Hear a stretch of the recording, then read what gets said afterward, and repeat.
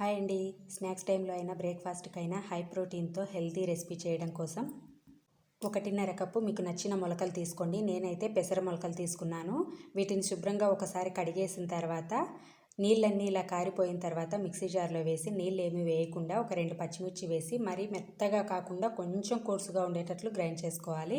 ఇలా గ్రైండ్ చేసుకున్న పేస్ట్ మొత్తాన్ని ఒక బౌల్లో వేసుకొని టేస్ట్కి తగ్గట్టుగా ఉప్పు వేసి సన్నగా తరిగి పెట్టుకున్న ఉల్లిపాయ, అల్లం, కరివేపాకు, కొత్తిమీర ముక్కలు వేసుకుని కలర్ కోసం కొంచెం పసుపు కూడా వేసి అంతా బాగా కలిసేటట్టు ఇలా కలిపేసుకోవాలి.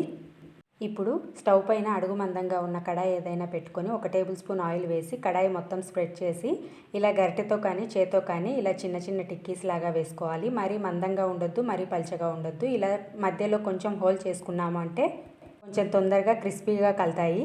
మంటను సిమ్లో పెట్టి 2 పక్కల ఇలా మంచి కలర్ వచ్చేంత వరకు కాల్చుకున్నాము అంటే టేస్టీగా స్ప్రౌట్స్ వడ రెడీ అయిపోతుంది. నచ్చితే ప్లీజ్